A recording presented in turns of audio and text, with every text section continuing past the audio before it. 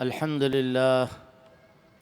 لله نحمده ونستعينه ونستغفره ونؤمن به ونتوكل عليه ونعوذ بالله من شرور أنفسنا ومن سيئات أعمالنا من يهده الله فلا مضل له ومن يضلله فلا هادي له ونشهد أن لا إله إلا الله وحده لا شريك له ونشهد أن سيدنا ومولانا محمدا عبده ورسوله صلى الله تعالى عليه وعلى آله وأصحابه وأزواجه وذرياته وسلم رب اشرح لي صدري ويسر لي أمري واحلل عقدة من لساني يفقهوا قولي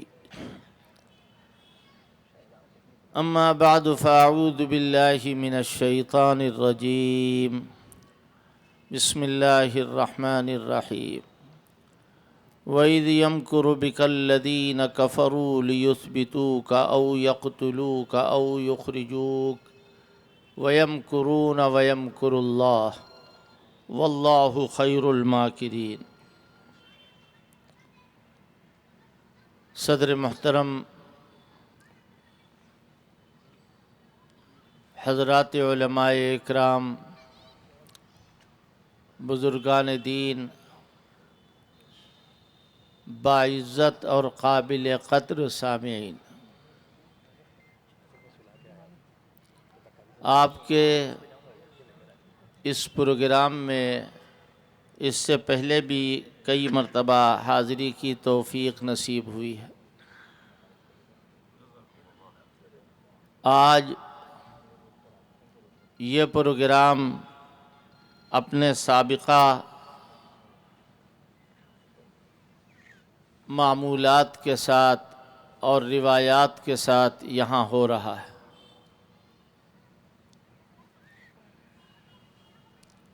ابھی آپ حضرت مولانا محمد انوار الحق صاحب کی انتہائی قیمتی باتیں اور مؤثر بیان سن رہے تھے، اور کل بھی آپ انتہائی قیمتی اور اچھی باتیں سن چکے ہیں۔ انشاءاللہ کل پھر یہ جلسہ ہوگا اور اس میں آپ حضرات شریک ہوں گے زیادہ سے زیادہ تعداد میں، اور بہت اعلیٰ درجے کی بیانات آپ کے سامنے آئیں۔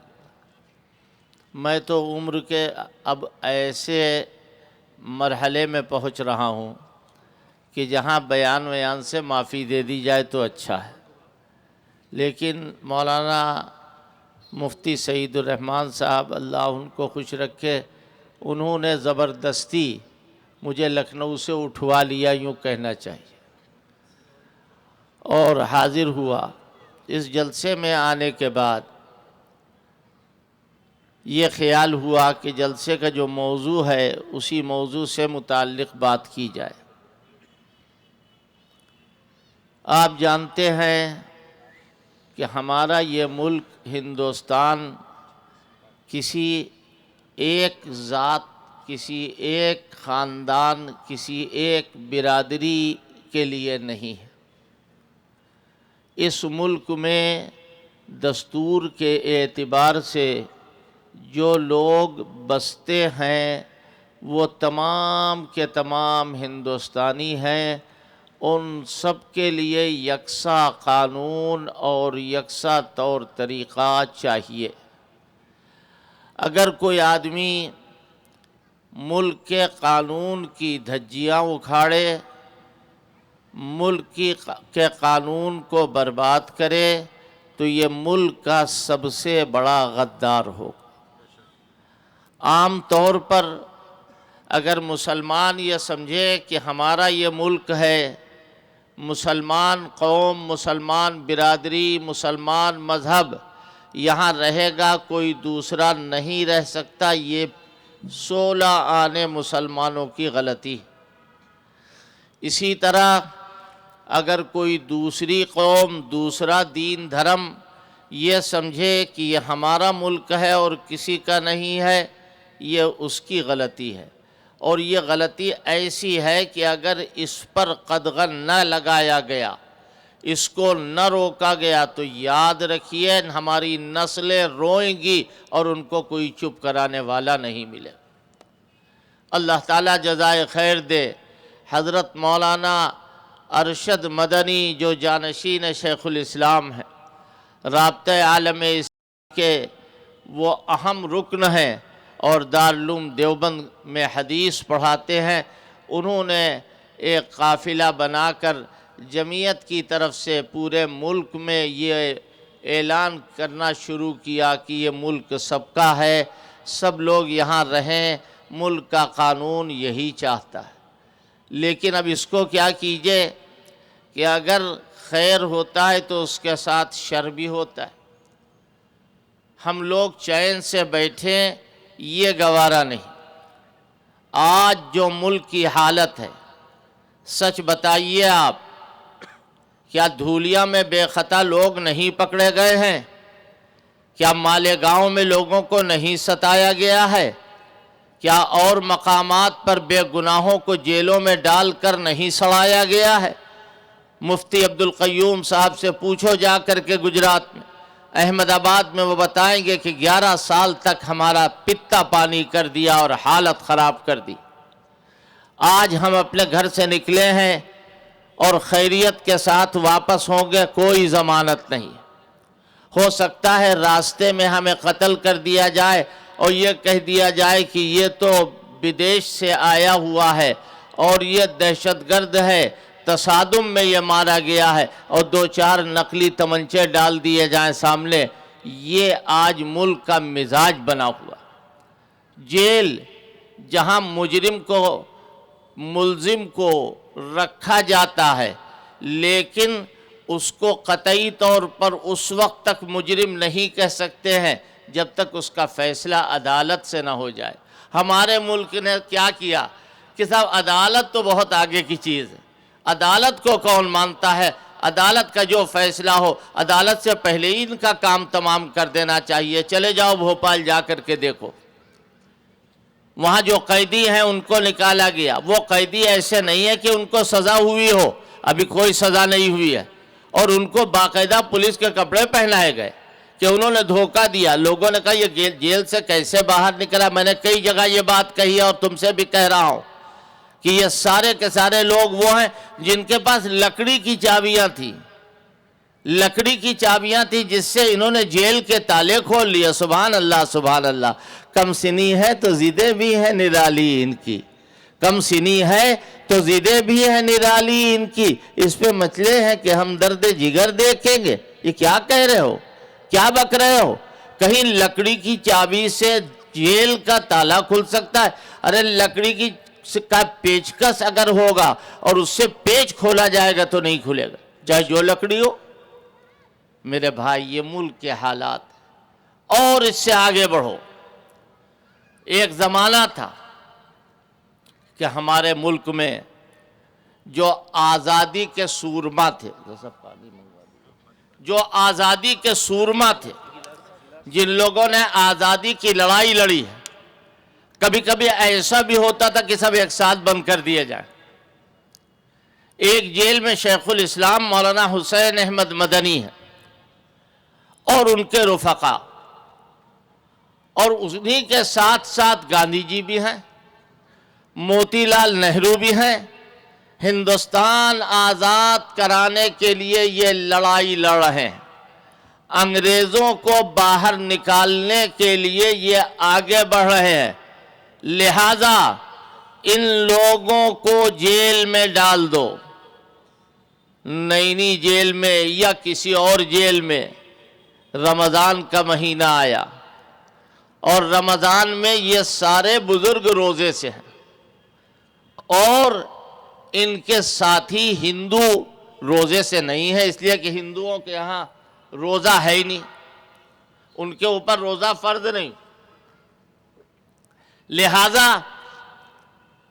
ہندوؤں کے پاس کھانا پہنچا، کہا ہم کھانا نہیں کھائیں گے۔ کیوں؟ ہم فاقہ کریں گے ہمارے بھائی روزے سے، جتنے دنوں یہ روزہ رکھیں گے اتنے دنوں ہم فاقہ کریں گے۔ ایک یہ بھی وقت تھا، اور آج یہ کہ مسلمان ہونا گویا ہر جرم کا مجرم ہونا ہے۔ بیٹھے بٹھائے پھر ایک غلغلہ بلند ہوا کہ صاحب 3 طلاقیں، یہ تو ایک بیہودہ کام ہے۔ سبحان اللہ سبحان اللہ۔ آپ ایک کو طلاق کو بیہودہ کہہ دے، 2 طلاق کو بیہودہ کہہ دے، یہ آپ کی مرضی، لیکن مہربانی فرما کے پالا نہ بدلیے۔ آپ اپنے پالے میں رہیے، ہمارے پالے میں نہ آئیے۔ مسلمان اگر کہے گا کہ رامائن میں غلط لکھا ہے، وید میں غلط لکھا ہے، گرو نانک کے اشلوک غلط ہے، تو مسلمان مجرم کہلائے گا۔ اسی طریقے پر تم کو کس نے حق دیا ہے؟ سن لو، ہندوستان کا جب قانون بن رہا تھا تو کچھ بوریا نشین فقیر لوگ موجود تھے، انہوں نے جا کر کے کہا یہ دیش ہم نے آزاد کرایا ہے، کہا ملک تقسیم ہو گیا۔ بے شک مسلمان کبھی جو ذمہ دار لوگ ہیں وہ تقسیم کے حامی نہیں تھے۔ انہوں نے کہا کہ صاحب یہ ملک ہندو استھان ہے، ہندوؤں کا ملک رہے گا، لیکن مفتی کفایت اللہ پڑھے ہیں، شیخ الہند کے اور شاگرد پڑھے ہیں، شیخ الاسلام پڑھے ہیں، انہوں نے کہا ہم تو منوا کے رہیں گے کہ یہ ملک آزاد ہوا ہے، اور جتنے یہاں لوگ رہتے ہیں سب اپنے اپنے دین دھرم کے مطابق عمل کریں اور زندگی گزاریں، اس میں کسی کو دخل دینے کی کوئی حاجت و ضرورت نہیں۔ یہ قانون ہے مسلمانوں کا، لیکن آپ کیا کریں؟ ہم تو یکساں سول کوڈ بنائیں گے۔ سبحان اللہ، سب ایک چیز ایک ساتھ ملا دو گے؟ دال کے ساتھ کیا کیا ملاؤ گے؟ اگر آپ ذرا سے 2 چمچے شکر ڈال دیجئے تو ہنگامہ ہو جائے گا، میں میاں دال میں شکر ڈال لو؟ کیا شکر بری چیز ہے؟ جی بالکل بری چیز نہیں، بہت اچھی چیز ہے، لیکن دال میں نہ ڈالنا۔ دال نمک کو چاہتی ہے، دال کھانے والے نمکین دال کھاتے ہیں، تو آپ کو اس میں کسی کے گھر میں دخل دینے کی کیا ضرورت ہے؟ اسی طریقے سے قرآن کے معاملے میں سارے مسلمان ڈرے ہوئے ہیں۔ کیوں؟ کہیں نماز روک دی گئی کہ صاحب نماز لاؤڈ اسپیکر سے اذان نہیں دی جائے گی۔ یہ میں اشارے، مجھے بیان بعد میں کرنا ہے، یہ جب اشارے آپ کے سامنے رکھ رہا ہوں کہ نماز اذان نہیں ہوگی لاؤڈ اسپیکر پر۔ اور ایک مدرسے میں کیا کہا گیا؟ کہا کہ دیکھو بھائی یہ سرکاری مدرسہ ہے اور یہاں تنخواہ گورنمنٹ دیتی ہے، گورنمنٹ کی تنخواہ پر جمعے کے دن تمہیں کام کرنا ہوگا۔ ان پگلوں سے پوچھو کیا 8 دن کام لوگے؟ اتوار کی بھی چھٹی ہماری داڑھی کی وجہ سے تم نے بند کر دی۔ ارے جب اتوار کے دن ہم کام کر رہے ہیں تو جمعے کے دن چھٹی سے ہم کو کیوں منع کر رہے ہو؟ محض اس وجہ سے کہ تم مسلمان ہو رہا ہے یا نہیں ہو رہا ہے؟ یہ ساری باتیں آج آپ کے سامنے ہیں۔ میں کوئی سیاسی قسم کا آدمی نہیں ہوں، یاد رکھیے، اور نہ سیاست مجھے آتی ہے، سیدھی بات یہ۔ میں تو آپ کو یہ بتانا چاہتا ہوں کہ ملک کیا ہے۔ اس ملک میں مسجدوں کی آبادی، میں نے ایک تقریر کی تھی بابری مسجد کے گرنے کے بعد لکھنؤ میں، اور اس وقت میں نے ایک بات کہی تھی کہ آج مسجدوں کے گرانے والے، مسجدوں کے شہید کرنے والے، مسجدوں کو ڈھانے والے جو لوگ ہیں، ہم ان کو کسی ذات کے ساتھ، کسی مذہب کے ساتھ مخصوص نہیں کریں گے۔ کیوں؟ دہشت گردی کا کوئی مذہب نہیں ہوتا۔ کیا مسجد کو گرانا دہشت گردی نہیں؟ اس کا الٹ جاؤ، اگر مسلمان کوئی مندر گراتا ہے تو اس مسلمان کو بھی ہم دہشت گرد کہیں گے۔ کیوں؟ مسجد اور مندر یہ ان لوگوں کے لیے ہے جو ہندوستانی ہیں۔ میں نے وہاں کہا کہ مسلمان مندروں کی حفاظت کریں اور ہندو مسجدوں کی حفاظت کریں، اس طرح ملک چلے گا۔ اس طرح ملک آگے بڑھے گا۔ حضرت مولانا ارشد مدنی کیا کہتے ہیں کہ ملک کے اندر محبت اور پیار کی فضا قائم کرو، محبت کے اندر، ملک کے اندر محبت اور پیار کی فضا قائم کرو، دشمنی اور عداوت کو ترک کرو۔ آج یہ ماحول ہونا چاہیے ہمارے لیے۔ تو آج لوگ ڈٹے ہوئے ہیں۔ یہ جلسہ، اس کا عنوان رکھا گیا تحفظ شریعت۔ میں ایک بات آپ کو سمجھاتا چلوں کہ تحفظ شریعت کا یہ مطلب نہیں ہے کہ ہم شریعت کی حفاظت تو اپنی جگہ کے اوپر ہے اور رہے گی۔ میں نے انشاءاللہ نہیں کہا، کیوں؟ قرآن میں اللہ کہہ رہا ہے کیا؟ اِنَّا نَحْنُ نَزَّلْنَا الذِّكْرَ وَإِنَّا لَهُ لَحَافِظُونَ، کہ ہم ہی نے اس کو نازل کیا، اور ہم خود اس کی حفاظت کرنے والے۔ ایک وقت آنے والا ہے، ہو سکتا ہے آ جائے، اگر نہیں تو اللہ اس وقت کو نہ لائے، ہم وہ وقت نہ دیکھیں کہ حافظ قرآن سے محروم کیے جائیں۔ قرآن مجید آج پکار کے کہہ رہا ہے کہ اے ظلم کرنے والوں، آؤ اور آ کر کے ہمیں ختم کرو۔ دیکھو تم ختم ہو جاؤ گے مگر ہم نہیں ختم ہوں گے۔ میں پوری دنیا کو چیلنج دے کر کے کہہ رہا ہوں، پوری دنیا کے اندر یہ چیلنج ہے کہ دنیا میں جتنی مذہبی کتابیں ہیں سب سے زیادہ چھپنے والا، بکنے والا قرآن، سب سے زیادہ شائع ہونے والا قرآن۔ بے شک آج مسجدیں کم ہیں اور قرآن تراویح پڑھنے والے زیادہ ہیں۔ کیوں؟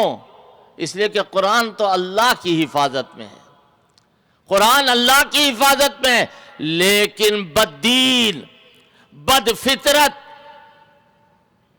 ہمیشہ سے اسلام کے پیچھے پڑے ہوئے ہیں اور مسلمانوں کو جینے نہیں دینا چاہتے۔ فرانس میں ایک میٹنگ ہو رہی ہے، فرانس میں ایک میٹنگ ہو رہی ہے، اس میں یہ طے ہوگا کیا کہ دنیا سے مسلمانوں کو کیسے ختم کیا جائے، دنیا میں مسلمانوں کو کیسے مٹایا جائے۔ انتہائی خفیہ میٹنگ، سیکریٹ میٹنگ، مسلمان کیسے ختم ہوں۔ سارے لوگ اس پر اتفاق کرتے ہیں کہ مدرسوں کو ختم کر دو اور تبلیغی جماعت کو ختم کر دو، اسلام خود بخود ختم ہو جائے، اسلام کی روح نکل جائے گی۔ اگر تبلیغی جماعت ختم ہو گئی یا مدرسے ختم ہو گئے تو یہ مدرسوں کو باقی رکھنا حکومت کا کام نہیں ہے، ہمارا کام نہیں ہے۔ اللہ اپنے نام کی خود حفاظت کرے گا، انشاءاللہ اللہ اپنے کام کی خود حفاظت کرے گا۔ آج کیا ہو رہا ہے؟ یکساں سول کوڈ بن گیا تو اسلام مٹ گیا، یکساں سول کوڈ بن گیا تو اسلام مٹ گیا۔ آج مسلمانوں کو ہریسمنٹ کیا جا رہا، مسلمانوں کو بزدل بنایا جا رہا ہے۔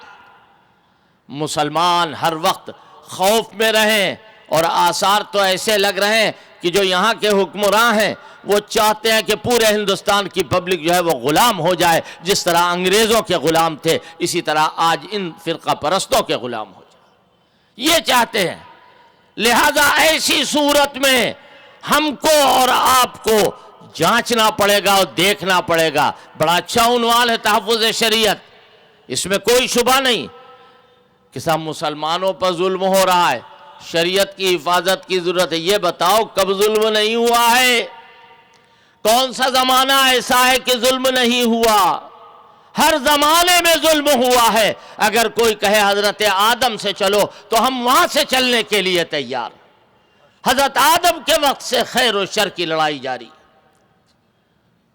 ہر زمانے میں، نمرود کے زمانے میں، فرعون کے زمانے میں، ہر زمانہ دیکھ لیجئے، ایک طرف خیر ہے اور ایک طرف شر ہے، اور ایڑی چوٹی کا زور لگایا جا رہا۔ مسلمان دہشت گرد ہے اور کوئی دہشت گرد نہیں۔ میں آپ سے پوچھتا ہوں کہ تم دہشت گردی کو کسی مذہب کے ساتھ کیوں جوڑتے ہو؟ گاندھی کے قتل کرنے والے کون ہیں؟ لیکن ہم کہتے ہیں نہیں، ہم ہندو مذہب کے ساتھ اس کو نہیں جوڑیں گے، یہ اس کا اپنا فعل ہے، مذہب کا فعل نہیں۔ اسی طرح مسلمانوں میں اگر کوئی غلط کام کر رہا ہے، بات لمبی ہوگی، لہذا آئیے اسلام کا اصلی مقابلہ یہود و نصارہ سے، اسلام کا اصلی مقابلہ یہود و نصارہ سے ہے۔ میرے محترم علماء، باعزت علماء جو سب میری سرپرستی میرے پیچھے بیٹھ کر فرما رہے ہیں، میں ان سے کہتا ہوں آپ بتائیے کہ قرآن مجید میں سب سے زیادہ مقابلہ یہود و نصارہ کا ہے یا نہیں؟ بے شک سب سے زیادہ کفار مکہ سے جو مقابلہ ہوا ہے وہ لا علم ہیں، جاہل ہیں، وہ ہزاروں خدا ماننے کے لیے تیار، یہ تو اہل کتاب۔ لہذا قرآن کا مقابلہ، علمی مقابلہ ان لوگوں سے ہوا۔ یہود کیا چاہتے ہیں؟ اسلام مٹ جائے، اسلام ختم ہو جائے۔ اے یہودی ذہنیت کو پروان چڑھانے والوں، یہودی ذہنیت کے لیے کام کرنے والوں، کان کھول کر سن لو، کان کھول کر سن لو، جو تم کر رہے ہو یہی تمہارے ابا دادا کرتے ہوئے آئے۔ اسلام کو مٹا دو، اسلام کو ختم کر دو، قرآن چھین لو، مسائل چھین لو۔ ان کا پرسنل قانون، ان کا شخصی قانون ان کے لیے مخصوص نہ رہے، بلکہ سب کا قانون بن جائے۔ جو سب کا قانون وہ آپ کا قانون، سبحان اللہ۔ تو قرآن کیسے اترا؟ قرآن آج تک موجود ہے۔ یہ مسائل، یہ باتیں جو آج ہمارے سامنے آ رہی ہیں، میں کہنا یہ چاہتا ہوں صاف لفظوں میں کہ یہ ان کے پرکھے بھی کہہ گئے، یہی کہہ گئے۔ پڑھو قرآن، وَلَن تَرْضَىٰ عَنْكَ الْيَهُودُ وَلَا النَّصَارَىٰ حَتَّىٰ تَتَّبِعَ مِلَّتَهُمْ۔ نہیں راضی ہوں گے یہود و نصارہ، یہاں تک کہ اے پیغمبر یہ یہودی تمہیں یہودی بنا لیں، یہ نصارہ تمہیں نصرانی بنا لیں، تو یہ راضی ہو جائیں گے۔ اللہ کیا کہہ رہا ہے؟ حَتَّىٰ تَتَّبِعَ مِلَّتَهُمْ، یہاں تک کہ آپ ان کی ملت کے متبع و پیروکار ماننے والے نہ ہو جائیں۔ حضرت اقدس حکیم الامت مولانا اشرف علی تھانوی اس کے آگے لکھتے ہیں اور یہ محال ہے، لہذا اے یہودیوں، اے نصرانیوں، نبی کا تمہاری ملت کا قبول کرنا بھی محال۔ سبحان اللہ، سبحان اللہ، سبحان اللہ۔ نبی تمہاری ملت کو قبول کر لیں، یہ نہیں ہو سکتا۔ کیا کہا تھا؟ اللہ کے آخری پیغمبر ہمارے آقا صلی اللہ علیہ وسلم 13 سال شروع میں مکے میں رہے، چین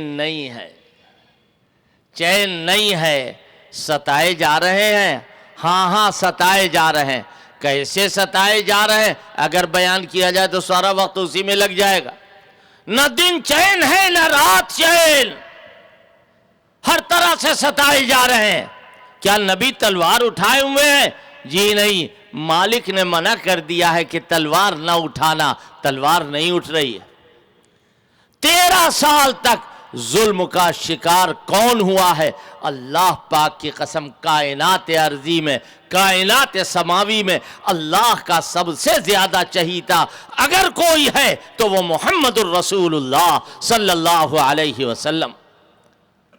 یہ ظلم سہ رہے ہیں، پریشانیاں برداشت کر رہے ہیں، کبھی سمیہ کو شہید ہوتے دیکھ رہے ہیں، کبھی بلال کو تڑپتے ہوئے دیکھ رہے ہیں، کبھی خباب کو دیکھتے ہوئے انگاروں پہ تڑپتے ہوئے دیکھ رہے ہیں۔ عجیب کیفیت ہے، آہ کریں، چیخیں، چلائیں، نہیں یہ نہیں ہوگا۔ اے اللہ کے آخری پیغمبر، ہم آپ کے صدقے جائیں، ہم آپ کے قربان، آپ ہمیں یہ بتائیے کہ میرے آقا کیا آپ کو برا نہیں لگ رہا ہے؟ آپ فرمائیں گے، آپ جواب دیں گے، ہاں ہمارا اللہ حاکم بھی ہے، ہمارا اللہ حکیم بھی ہے، ہمارے اللہ نے جو ہمیں حکم دیا وہ ہم کر رہے ہیں، سہتے رہیں گے تکلیف، برداشت کرتے رہیں گے تکلیف، کیا یہ نہیں ہو رہا ہے؟ سارے مکے میں کوئی ایک آدمی حضور یا صحابہ کے ہاتھوں مارا گیا ہو تو بتا دو۔ پھر ایک وقت آیا کہ اللہ نے کہا اب آپ یہاں سے نکلیے، یہاں سے جائیے۔ یہ بہت آرزو رہتی ہے کہ ملک سے نکال دیں، جاؤ جاؤ یہاں سے، تم جاؤ، تم بدیشی ہو، یہاں سے نکلو، تم بدیشی ہو۔ بنارس کے پلیٹ فارم پر دھوپ میں مئی جون کے زمانے میں میں کھڑا ہوا ہوں، اور بیٹھنے کے لیے جگہ نہیں، ایک صاحب بیٹھے ہوئے کہ تمہیں نہیں بیٹھنے دیں گے، تم بدیشی ہو، تم بدیشی ہو۔ یہ آج کی بات نہیں ہے۔ وقال الذين كفروا لرسلهم لنخرجنكم من ارضنا او لتعودن في ملتنا۔ کیا کہا؟ یہ جو دشمن ہے کہہ رہے ہیں ہم تمہیں نکال دیں گے، نہیں رہنے دیں گے۔ قرآن کیا کہہ رہا ہے کہ اے پیغمبر، یہ تمہیں نکال تو ضرور رہے ہیں، یہ تمہیں نکال تو ضرور رہے ہیں، لیکن یہ تمہارے نکل جانے کے بعد مکے میں ٹھہر نہیں پائیں گے، تھوڑے دنوں رکیں گے، اس کے بعد میں ان کو کبھی آنا نصیب نہیں ہوگا۔ لا یلبسون خلافک الا قلیلا، کہ آپ کے پیچھے یہ لوگ نہیں۔ آج مکہ ہے، دہشت گردوں کا داخلہ بند، آج مکہ ہے۔ کیوں؟ مکے میں ستایا گیا ہے، مکے میں مارا گیا ہے۔ اس وقت کوئی ایسا نہیں ہے صحابی جو اللہ کے پیغمبر سے شکایت کر رہا ہو، ظلم ہو رہا ہے۔ نتیجہ کیا ہوا پتا ہے آپ کو؟ جب مکہ فتح ہوا، حضور علیہ السلام کے ساتھ صحابہ آئے ہوئے اور اچھی خاصی تعداد ہے، پہاڑوں پہ یہ لوگ بیٹھے ہوئے ہیں، ٹکے ہوئے ہیں، رکے ہوئے ہیں۔ جب رات میں چولہے جل رہے ہیں کھانا پکانے کے لیے تو سب طرف روشنی روشنی اندھیرے میں نظر آ رہی ہے۔ دیکھا کیا ہوگا، ہوش حواس اڑ گئے، ہوش حواس اڑ گئے۔ نتیجہ یہ برآمد ہوا کہ ان کے حوصلے پست ہو گئے، اور صبح مکے میں کوہرام مچا ہوا ہے۔ لو وہ پھر آ گئے جن کو نکالا تھا، جو یہاں سے گئے تھے پھر آ گئے، اب آج تو چن چن کے مارے جائیں گے۔ اس وقت مسلمان نہیں ہوئے تھے، ابو سفیان حضرت کے روبرو کھڑے ہوئے اور یوں عرض کر رہے ہیں، آج تو مکے میں خون بہے گا، آج مکے میں کوئی ایک بھی مکے میں رہنے والا سلامت نہیں رہے گا، آج آپ کی تلوار کی زد میں سب آ جائیں گے۔ میرے آقا سلام ہو آپ کی محبت پر، سلام ہو آپ کی مروت پر، اور سلام ہو آپ کی رحمت پر۔ آپ نے ابو سفیان کی طرف دیکھا، اللہ اللہ کس نگاہ سے دیکھا ہوگا۔ ابو سفیان نے کہا آج مکے میں خون بہے گا۔ آقا فرماتے کیا کہہ رہے ہو؟ من دخل دار ابی سفیان کان آمنا۔ اس کے کہنے کے لیے بھی اللہ رب العزت والجلال کی قسم حوصلہ ہونا چاہیے۔ حضور دیکھ کے کہہ رہے ہیں کہ ابو سفیان تمہارے گھر میں جو چلا جائے گا اس پر تلوار نہیں اٹھے گی۔ من دخل دار ابی سفیان کان آمنا۔ دیکھ رہے ہیں آپ، ابو سفیان کے گھر میں جو چلا گیا اس کو امن مل گیا۔ ابو سفیان کو ہمت ہوئی اور یوں عرض کیا کہ مکہ پورا شہر ہے، میرے گھر میں کتنے آدمی جا پائیں گے؟ آپ امن انہی کو دیں گے جو میرے گھر میں جائیں گے؟ آپ نے فرمایا اچھا من دخل البیت فہو آمن، جو مجھے دیکھ کے تلوار رکھ دے، جو بیت اللہ شریف کے اندر چلا جائے اس کے لیے امن۔ کہا بیت اللہ شریف میں بھی نہیں جا پائیں گے سب لوگ، پھر امن کیسے ملے گا؟ آپ نے فرمایا من القی السلاح فہو آمن، جو مجھے دیکھ کے تلوار رکھ دے اس کے لیے امن ہے۔ اللہ کے پیغمبر بدلہ ان سے نہیں لے رہے جنہوں نے نکالا، جنہوں نے ستایا، یہ ہیں مسلمان۔ اور مسلمانوں کی صحیح تصویر جو میں عرض کر رہا ہوں کہ مسلمان کسی کا گھر اجاڑنے نہیں آیا ہے، گھر بسانے آیا، چراغ بجھانے نہیں آیا ہے، چراغ جلانے آیا، کھانا چھیننے نہیں آیا ہے، کھانا کھلانے آیا ہے، غریب بنانے نہیں آیا ہے، پیسہ دینے آیا۔ میں آپ کو مسئلہ بتا رہا ہوں، جو مفتی صاحبان بیٹھے ہیں، اگر میں غلط کہہ رہا ہوں تو میرے زبان پکڑیں اور کہیں کہ تو غلط کہہ رہا ہے۔ اگر ہم کھانا کھا رہے ہیں، ہمارا پیٹ بھر رہا ہے، اور ہمارا پڑوسی برابر میں بھوکا ہے اور وہ غیر مسلم ہے، بتائیے ہمارے لیے کھانا جائز ہے یا اپنے غیر مسلم پڑوسی کو بھی کھانا کھلانا ضروری ہے؟ اس وقت ہم کو اپنے غیر مسلم بھائی کو کھانا کھلانا ضروری ہے۔ یہ کہاں سے ملا؟ اسلام سے ملا۔ دشمنوں کے ساتھ اچھا برتاؤ کرنا، دشمنوں کے ساتھ نیکی کرنا۔ حضور پاک صلی اللہ علیہ وسلم ہجرت فرما رہے ہیں، میں درمیان میں اس طرف متوجہ ہو گیا۔ ہجرت فرما کر مدینے پہنچے ہیں، اور مدینہ منورہ یہودیوں کا ایک بہت بڑا گڑھ سمجھا جاتا تھا۔ آپ پہنچنے کے بعد فرما رہے ہیں نکالو یہودیوں کو مدینہ پاک سے، ان کو یہاں سے بھگاؤ۔ حکم ہوا آقا کا، یہودی مدینے سے نکالے گئے۔ لیکن یاد رکھیے یہودی بڑے ضدی ہوتے ہیں، جو ضدی ہو وہ یہودی کا تابعدار۔ یہودی بڑے اڑیل ہوتے ہیں، جو اڑیل ہو وہ یہودیوں کا نام لیوا اور تابعدار ہے۔ اسی طرح اگر میں کہہ دوں جو وعدہ خلاف ہو وہ یہودیوں کا متوالا ہے، اس لیے کہ قرآن میں یہودیوں کو وعدہ خلاف بتایا گیا۔ فَبِمَا نَقْضِهِم مِّيثَاقَهُمْ، تو ان کی فطرت تھی، عہد کیا، وعدہ کیا، توڑ دیا۔ وعدہ توڑنا ان کی فطرت ہے۔ کہیں ایسا تو نہیں ہے کہ ہندوستان میں یہودیوں کے لیے کام کیا جا رہا ہو؟ کہیں ایسا تو نہیں ہے کہ یہ ملک جو ہے وہ یہودیوں کے ساتھ بیچا جائے؟ مدینے سے یہودیوں کو نکالا گیا ان کی قیادیوں کی وجہ سے، ان کی بدماشیوں کی وجہ سے اور ان کے نفاق کی بنیاد نکالے گئے مدینے سے۔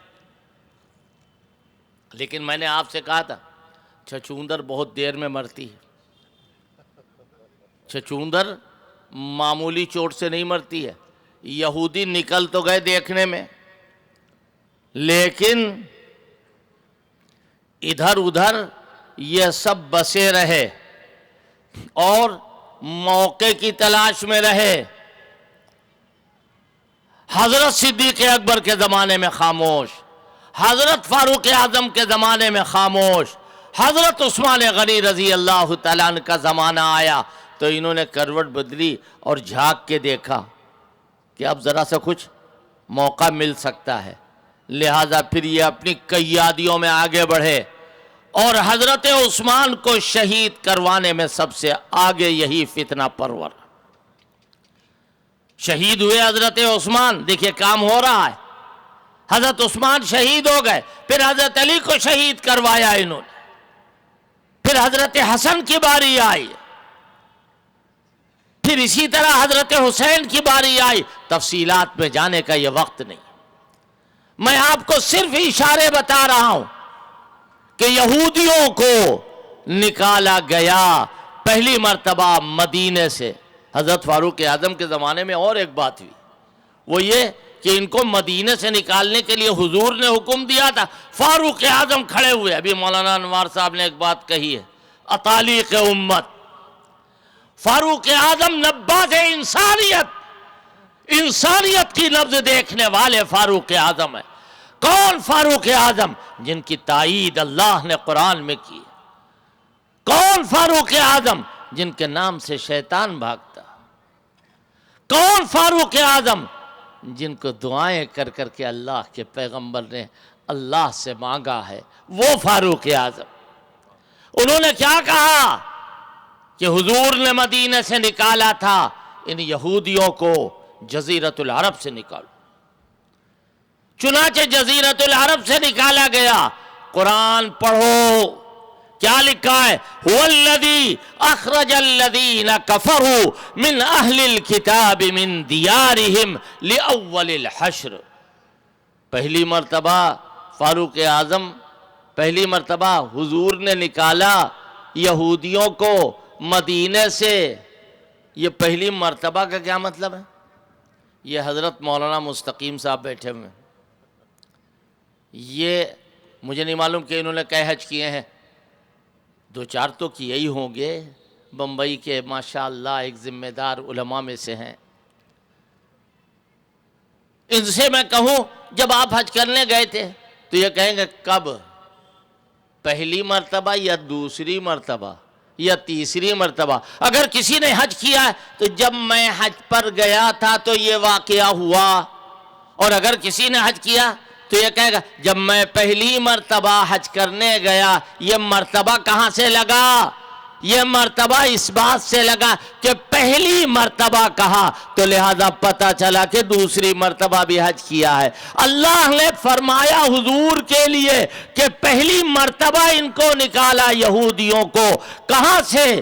مدینے سے، لہذا پتہ چلا کہ دوسری مرتبہ بھی یہ واقعہ پیش آئے گا۔ اگر مرتبہ کا اول الحشر نہ ہوتا تو یہ مطلب نہ معلوم ہوتے۔ لہذا قرآن سے ثابت ہے فاروق اعظم کا مدینے سے نہیں بلکہ جزیرت العرب سے نکلوانا۔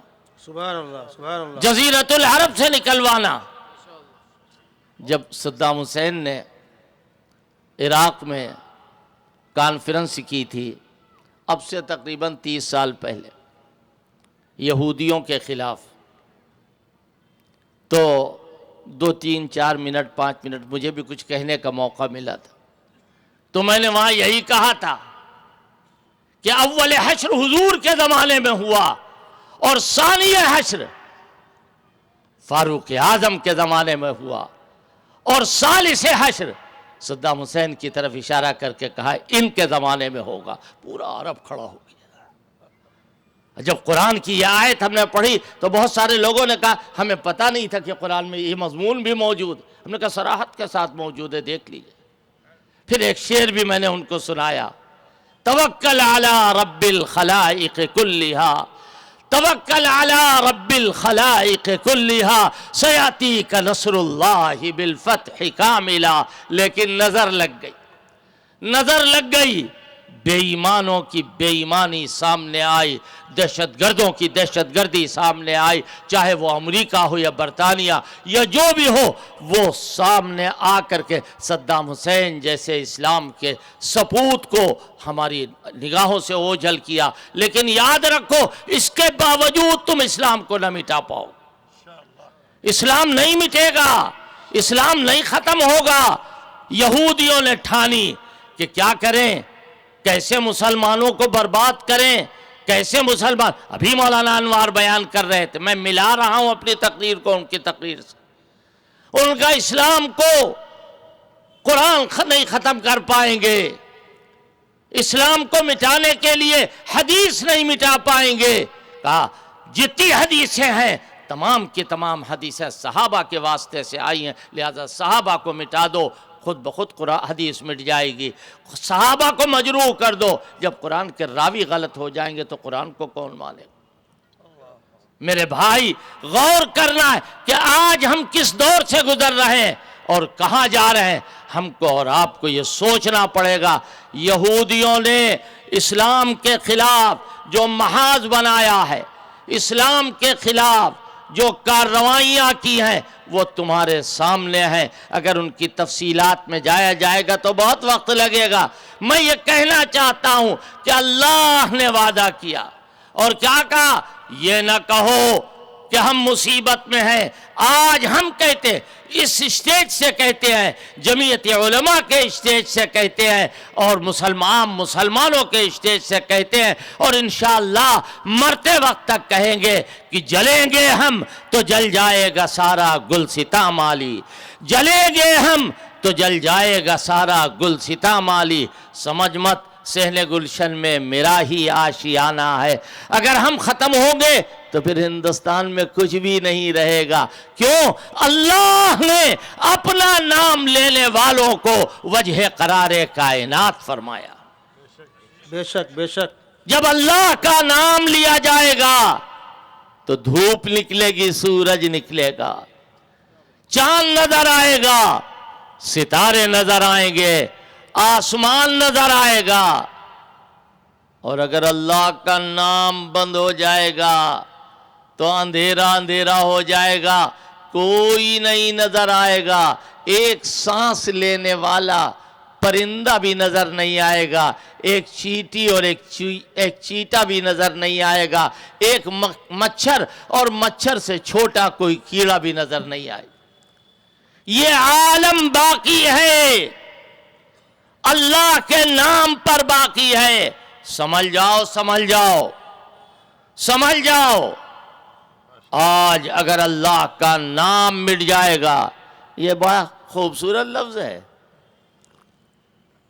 کہ یکساں سول کوڈ اور مسلمانوں کا قانون شریعت, مسلمانوں کا شخصی قانون اور ہندوؤں کا شخصی قانون اور سکھوں کا شخصی قانون, یہ سب آپ دفن کر دیں گے. سن لو, اگر آج ایک ہندو مارا جاتا ہے تو ہم نہیں کہیں گے کہ ہندو مارا گیا, ہم کہیں گے ہندوستانی مارا گیا. بے شک. اگر آج ایک مسلمان مارا جاتا ہے تو ہم نہیں کہیں گے کہ مسلمان مارا گیا, بلکہ ہندوستانی مارا گیا.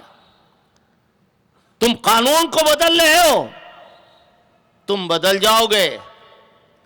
میں نے کہا تھا دارالعلوم دیوبند میں دہشت گردی مخالف کانفرنس میں کہ اگر ہم مٹیں گے تو پھر لال قلعے کی لالی بھی مٹ جائے گی اور وائٹ ہاؤس کی سفیدی بھی مٹ جائے گی. کچھ نہیں رہے گا دنیا میں, کچھ بھی سلامت نہیں رہے گا.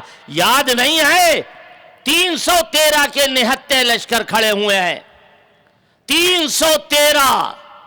تلواریں نہیں ہیں, زرہ نہیں ہے, بختر نہیں ہے, بھالے نہیں ہیں, برچھی نہیں ہے, کچھ نہیں ہے ان کے سامنے, کچھ نہیں ہے ان کے سامنے. ان کے سامنے لکڑیاں ہاتھ میں لیے ہوئے, روزے کی حالت میں ہیں, اور پیر میں جوتے بھی نہیں ہیں, چتھڑے لپیٹے ہوئے. عجیب حالت ہے, عجیب کیفیت ہے. اللہ کے پیغمبر ہمارے آقا صلی اللہ علیہ وسلم کا حکم ہے. کیا ہوا؟ حضور دعا فرما رہے ہیں کہ اے اللہ ان کو بچا لے, اے اللہ ان کو بچا لے. یہ نہیں کہہ رہے ہیں, یہ کہہ رہے ہیں بڑے ناز سے کہہ رہے ہیں. صحابہ, بدری صحابہ جو بدر میں تھے, وہ صحابہ حضور کے ساتھ ہیں, اور حضور کیا کہہ رہے ہیں؟ اللہم ان شئت لن تعبد, یہ تو بخاری کے الفاظ. اور اللہم ان تہلک هذه العصابة لن تعبد على وجه الارض ابدا. اے اللہ اگر یہ ختم ہو گئے تو پھر روئے زمین پر تیرا کوئی نام لینے والا باقی نہیں رہے گا. کیا مطلب ہے؟ اگر یہ ختم ہو گئے تو قیامت آ گئی. لہذا وجہ قرار کائنات صحابہ اکرام ہیں اور صحابہ اکرام کے ماننے والے. لیکن مسلمانوں, بس آخری حصہ سنا رہا ہوں آپ کو, آخری بات کہہ رہا ہوں. یہ کانفرنسوں سے کام چلنے والا نہیں. اچھی طرح سن لیجئے. ہم نے کنونشن کر دیا. کنونشن بڑی چیز ہوتی ہے, کانفرنس چھوٹی چیز ہوتی. کاہے کے لیے؟ ملت کی حفاظت, قرآن کی حفاظت, شریعت کی حفاظت. بلا ریب, بلا شک بہت اچھی بات, بہت اچھی.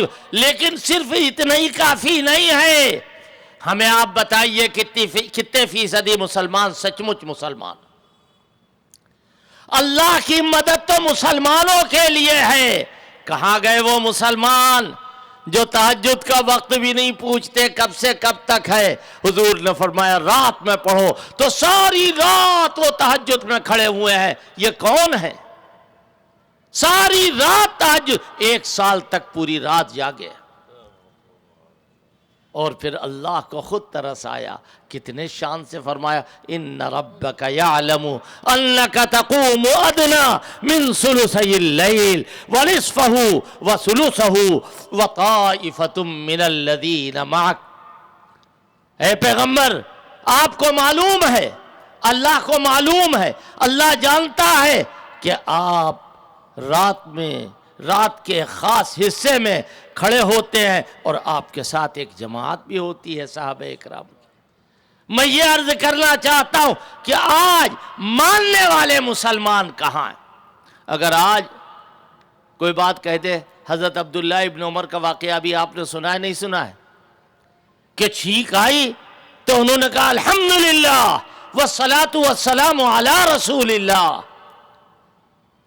منع کیا ان کو، حضرت عبداللہ ابن عمر نے منع کیا، اور جو ساتھ بیٹھے ہوئے تھے وہ مان بھی گئے. آج اگر کسی غلط بات کو ہم منع کریں تو کتنے لوگ ماننے کے لیے تیار ہیں، مذاق اڑانے کے لیے سب تیار ہیں، تفریح کرنے کے لیے سب تیار ہیں. سچ بتاؤ مسلمانوں، کتنے گھروں سے قرآن کی آواز آتی ہے اور کتنے مسلمانوں کے گھر میں ناچ اور گانا ہوتا ہے، اور ناچ اور گانے کی آواز آتی ہے یا نہیں آتی ہے بتاؤ؟ آج مسلمانوں کی لڑکیاں سڑک کے اوپر ڈانس کرتی ہیں بارات میں یا نہیں کرتی؟ پھر کیا مدد ان کے لیے آئے گی؟ سچ بتاؤ. اللہ انتقام نہیں لے رہا، اللہ انتقام نہیں لے رہا ہے، لیکن مدد کے آنے میں دیر ہے.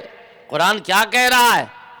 کیا تم سمجھتے ہو ویسے ہی جنت میں چلے جاؤ گے؟ ام حسبتم ان تدخلوا الجنت ولما یأتکم مثل الذین خلو من قبلکم مستهم البأساء والضراء وزلزلوا حتى يقول الرسول والذین آمنوا معه متى نصر اللہ الا ان نصر اللہ قریب. قرآن کیا کہہ رہا ہے؟ ما یفعل اللہ بعذابکم ان شکرتم وآمنتم. ہمارے اوپر اللہ کا عذاب ہو رہا ہے، کاہے کے لیے؟ نماز پڑھنے والے پہ عذاب ہے، حلال کھانے والے پہ عذاب ہے؟ نہیں، نماز کی طرف توجہ، حلال کی طرف رغبت، یہ ہے تحفظ شریعت. حلال کی طرف رغبت، طلاق کو کھلواڑ نہ بناؤ. طلاق بے شک 3 طلاق ہیں، لیکن 3 طلاق کو یکبارگی استعمال کرنا، جب 1 مرتبہ سے کام چل جاتا ہے، 2 مرتبہ سے کام چل جاتا ہے، بہت مجبوری ہو اور کوئی آدمی دینا چاہے، ہو جائے گی طلاق.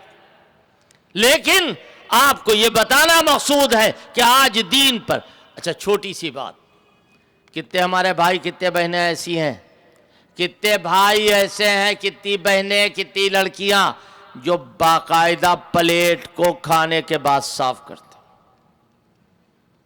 آپ کہیے گا یہ تو معمولی بات ہے، ہاں بس اسی چیز نے تو ہمیں برباد کیا ہے، یہ تو معمولی بات ہے.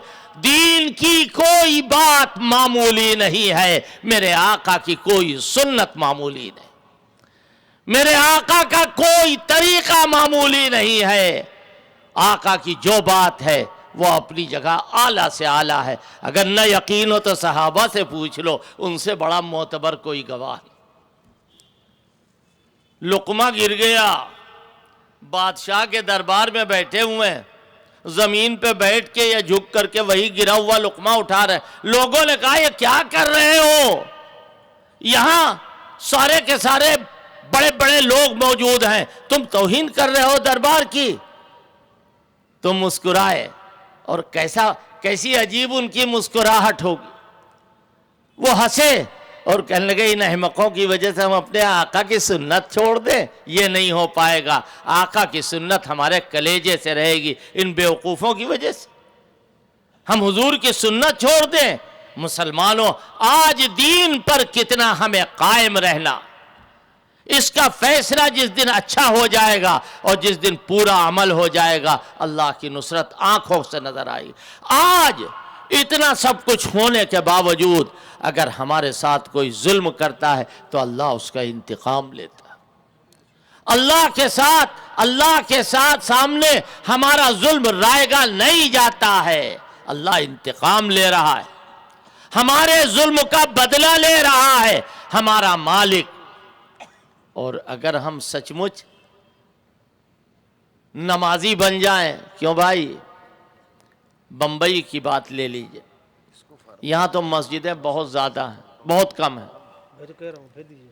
مسجدیں بہت کم ہیں، مسلمانوں نے نماز پڑھنے کے لیے جماعت خانے بنا رکھے ہیں، ٹھیک ہے، ایسی کوئی جگہ منتخب کرو جہاں بہت مسجدیں ہیں اور وہاں مسلمانوں کی تعداد زیادہ نہیں ہے، اگر 90% اور 80% وہاں نمازی آ جائیں، میں سچ آپ سے کہتا ہوں کوئی مسجد ایسی نہ ہو کہ جس میں جگہ ہو نماز پڑھنے والوں کے لیے، پوری مسجد لبالب ہو جائے گی، بھر جائے۔ آج کہاں گئے وہ نمازی؟ کالے بلے باندھنے سے مسئلہ نہیں حل ہوگا، شریعت کا تحفظ کریں گے اور بائیکاٹ کریں گے کرنے والوں کا، جو لوگ اس کے اندر گڑبڑ کر رہے ہیں، چھیڑ چھاڑ کر رہے ہیں، ان کا بائیکاٹ کریں گے۔ ٹھیک ہے یہ جذبہ، لیکن یاد رکھو یہی مسئلے کا حل نہیں، ہم کو سب کو مسلمان بننا ہے، صحیح معنی میں مسلمان بننا ہے۔ ایک دن حضرت مولانا اسعد مدنی رحمت اللہ علیہ مجھ سے فرمایا، میں اس وقت بھی حضرت کے زمانے میں بھی جنرل سیکریٹری ناظم عمومی تھا، فرمایا کہ اصلاح معاشرے کے اصول تیار کرو۔ میں نے 10-12 اصول لکھے، حضرت کو دکھلائے، کہلے بھائی اس میں نماز تو لکھا نہیں تم نے نماز کو۔ اب میں اپنی جگہ پہ سوچ رہا ہوں، اب سے تقریباً 20 سال پہلے کی بات ہے کہ اللہ نماز کو کیوں بڑھا رہے ہیں؟ حضرت نے فرمایا کہ تم اپنے دادا کو بھول گئے؟ وہ مراد آباد کے جمعیت کے اجلاس میں آئے، امام اہل سنت مولانا عبدالشکور فاروقی، حضرت مدنی نے ان کو بلایا اور انہوں نے صرف نماز پر واز کہا اور کہا اگر کسی کی نماز اچھی ہو جائے گی تو پورا دین اچھا ہو جائے گا۔ سچ بتاؤ کتنے لوگ نماز پڑھنے والے؟ صحیح معنی میں بہت، بمبئی کے مسلمان اس میں بہت آگے ہیں۔ بے شک آپ صحیح زکوٰۃ دیتے ہیں، اللہ پاک آپ کے مال میں برکت عطا فرمائے، آپ کی عزت میں برکت عطا فرمائے، لیکن کیا سب مسلمان زکوٰۃ دے رہے ہیں؟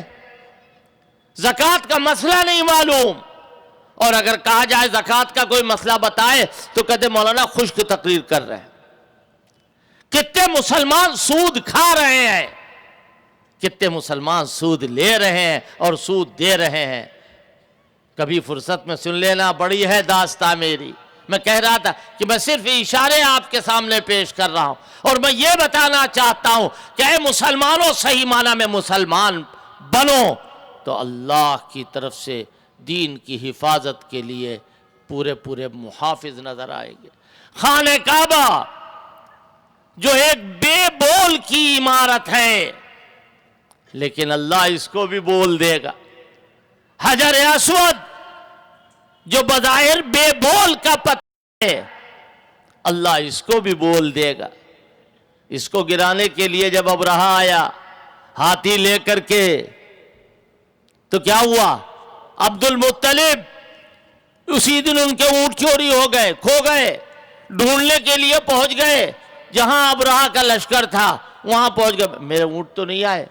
کہا ہاں تمہارے اونٹ ہمارے پاس ہے، مگر تم بڑے احمق آدمی ہو، تم اپنے اونٹوں کے چکر میں ہم تمہارا کعبہ گرانے آئے۔ کہا سنو، میں اونٹوں کا مالک ہوں، لہذا اونٹ ڈھونڈنے آیا ہوں، جو کعبے کا مالک ہے وہ کعبے کی خود حفاظت کرے گا، سبحان اللہ، سبحان اللہ۔ وہ کعبے کی خود حفاظت کرے گا۔ ان للبیت ربا یحمیہ، بیت اللہ کا رب ہے، وہ اس کی حفاظت کرے گا۔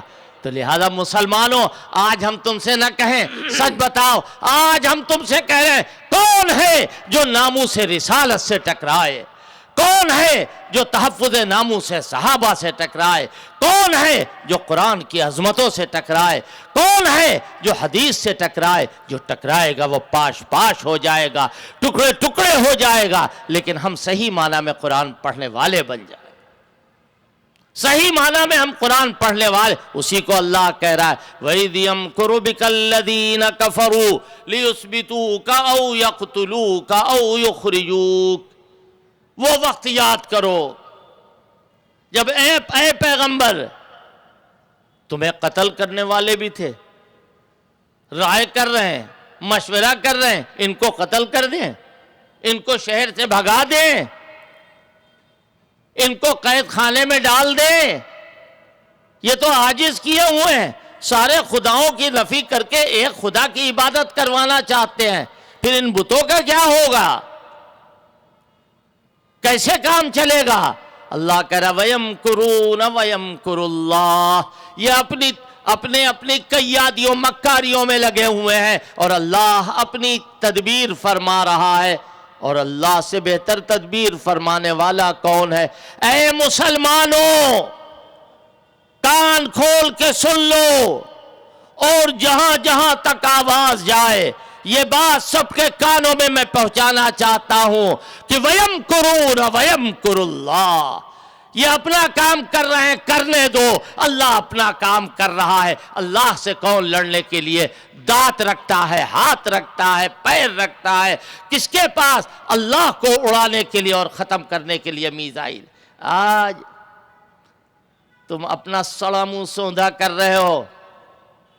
یہودیوں کے ساتھ ملے ہوئے یہ ایرانی اور ایرانی ذہن رکھنے والے تمام وہ لوگ کہ جو کعبے میں حکومت کے خواب دیکھ رہے ہیں جیسے خمینی تھے.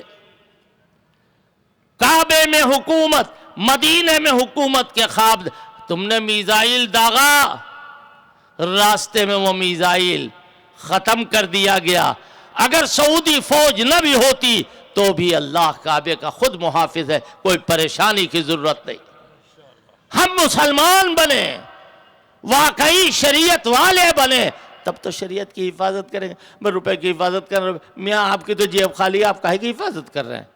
ایک آدمی آ کے برابر کھڑا، ہٹو کہیں تم جیب نہ کاٹ لو. میاں آپ کی جیب کے اندر تو 2-4 بھنگے پڑے ہوئے، بوٹ پڑا ہوا ہے، آپ جلسے سے اٹھ کے آئے ہیں، آپ کی جیب میں کچھ ہے ہی نہیں تو آپ حفاظت کا ہے؟ کچھ ہو تو اس سے حفاظت کرو. کہیں ایسا تو نہیں ہے کہ شریعت کو تار ہم خود کر رہے ہیں؟ اگر ہم خود کر رہے ہیں تو ہمیں توبہ کرنا چاہیے. میں سمجھتا ہوں میں 2 منٹ میں نے زیادہ بیان کیے. انہوں نے 10 بجنے میں 5 منٹ پہلے کا آرڈر دیا تھا. وآخر دعوانا ان الحمدللہ. محترم حضرات 1 منٹ. حضرت بیٹھیں، آپ بیٹھیں، دعا آپ کو ہی کرانی ہے. یہ انجمن کا اجلاس جس کا آج دوسرا دن ہے، صدر انجمن مولانا زین الدین خان صاحب کی صدارت میں اجلاس رواں دواں ہے. الحمدللہ آج دوسرا دن بخیر و عافیت تکمیل کو پہنچا. کل آئندہ انشاءاللہ مولانا سلمان بجنوری صاحب استاد حدیث دارالعلوم دیوبند اور جمعیت علماء ہند کے جنرل سیکریٹری مولانا محمود مدنی صاحب انشاءاللہ ان کے خطابات ہوں گے. اور مشہور شاعر اسلام قاری احسان محسن صاحب بھی کل اسٹیج کی زینت ہوں گے. مفتی سعید الرحمان صاحب کچھ کہنا چاہتے ہیں؟ جی کیا؟ دیکھیے جیسا کہ اعلان کیا گیا کہ مسلم پرسنل لا کی دستخطی مہم ابھی ختم نہیں ہوئی ہے. آپ حضرات نے کافی حصہ لیا ہوگا، اس سے انکار نہیں ہے، لیکن ابھی بہت سے مقامات تک ہم نہیں پہنچ سکے. اسٹیج پر وہ فارم موجود ہیں، بہنوں کے پاس بھی وہ فارم بھجوا دیے گئے ہیں. آپ سب حضرات جاتے ہوئے آج فارم لے کر جائیے، کل لا کر جمع کر دیجیے. اور اس کے بعد دارالعلوم امدادیہ مولانا محمود صاحب دریابادی، ان لوگوں سے آپ رابطہ رکھیں گے. اس مہم کو جاری رکھیے، ابھی کام بہت کچھ کرنا باقی ہے. جی جن کتابوں کا اعلان مولانا عبدالباسط صاحب نے کیا تھا، عبدالباسط صاحب نے تفسیر ہے، اس میں میں اختصار سے عرض کر رہا ہوں دوستو. 150 روپے جو ہم چائے اور پان میں خرچ کر دیتے ہیں، کم از کم اتنا پیسہ دینی کتابوں کے خریدنے میں لگائیں. انشاءاللہ بہت فائدہ ہوگا. یہ کتابیں روز روز نہیں ملا کرتی. مخصوص عنوان کے تحت کم سے کم قیمت میں کتابیں اور CDs فراہم کی گئی ہیں. گیٹ کے نکلتے ہوئے دونوں جانب دکانیں لگی ہوئی ہیں. کتابوں کو لیجئے، CDs کو لیجئے، بہت فائدہ ہوگا انشاءاللہ. ادب و احترام کے ساتھ بیٹھیے. ہمارے آج کے مقرر خصوصی حضرت مولانا عبدالعلیم صاحب فاروقی مدظ اللہ العالی کی دعا پر مجلس کا اختتام ہوگا. ادب کے ساتھ بیٹھ جائیے. بسم اللہ الرحمن الرحیم. سبحان اللہ و بحمدہ سبحان اللہ العظیم.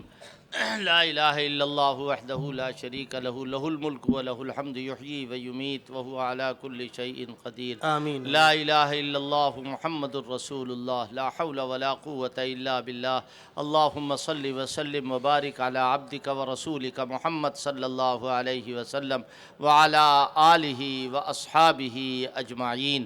اے اللہ ہمارے گناہوں کو معاف فرما دے، آمین آمین ہم کو نیکیوں کی توفیق نصیب فرما دے۔ آمین اے اللہ ہماری شریعت کی حفاظت فرما اور ہم میں سے ہر شخص شریعت کا سچ مچ نمائندہ بن جائے۔ آمین اے اللہ اپنے کرم سے اس سلسلے میں جو محنتیں جہاں جہاں بھی جس انداز سے ہو رہی ہیں، اے اللہ ان سب کو قبول فرما لے۔ آمین آمین اے اللہ اپنے کرم سے ہم سب کو نمازی بنا دے۔ آمین اے اللہ ہم سب کو قرآن پڑھنے والا، تلاوت کرنے والا بنا دے۔ آمین اے اللہ اپنے کرم سے پڑوسیوں کا حق ادا کرنے والا بنا دے۔ آمین ماں باپ کی عزت اور احترام کرنے والا اور ماں باپ کے حقوق ادا کرنے والا بنا دے۔ آمین اے اللہ اپنے کرم اور اپنے فضل سے ہم کو تعلیم عطا فرما، آمین قرآن عطا فرما، حدیث عطا فرما، دین عطا فرما، دنیا کا علم عطا فرما۔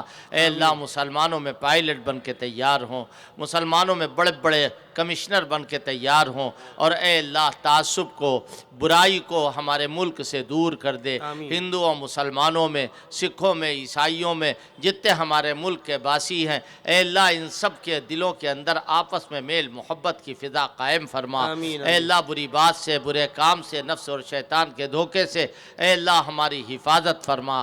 اے اللہ وہ علماء اکرام جو یہاں اسٹیج پر جلوہ افروز ہیں، اے اللہ ان سب کی حفاظت فرما، اور جو یہاں نہیں ہیں، بڑے بڑے ہمارے مدارس ہیں، اے اللہ ان سب کی حفاظت فرما۔